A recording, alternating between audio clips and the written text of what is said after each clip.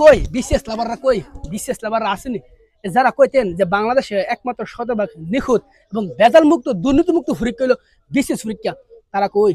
এই খবর কি রাখছেন বাংলাদেশে বিশেষ পরীক্ষার প্রশ্ন যে আগে থেকে ফাঁস হইতে খবর কি জানেননি আমার এক বন্ধু কইছিল যে বাংলাদেশে একমাত্র শতভাগ নিখুঁত পরীক্ষা হলো বিশেষ পরীক্ষা যে পরীক্ষার মধ্যে শতভাগ মেধার যাচাই করা হয় তাই আমি আমার বন্ধুরে কইছিলাম যে বন্ধু এটা হলো বাংলাদেশ এটা অসম্ভব বলতে কিচ্ছু নাই আর বিশেষ পরীক্ষা তো বাংলাদেশই হইতেছে কোনো না কোনো বাঙালি তো নিতেছে আচ্ছা একবার চিন্তা করে দিয়েছেন যে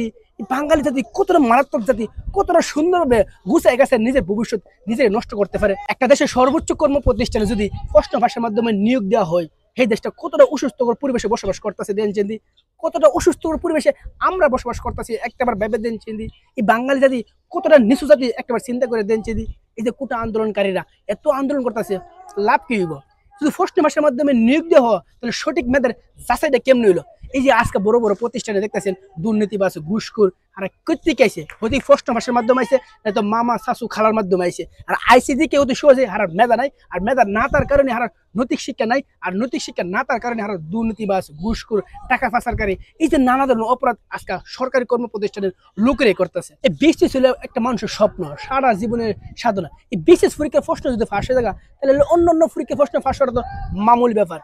একমাত্র বাঙালি জাতি নিজ জাতির ধ্বংস করার লাগিয়া পৃথিবীর 1 নম্বর র্যাঙ্কিং এ বসবাস করতেছে এই প্রশ্ন ফাঁসের সাথে যারা জড়িত এরা সবার অন্ডকোষ কাটটা শাহবাগ মোড়ে ঝুলাই দেওয়া হোক।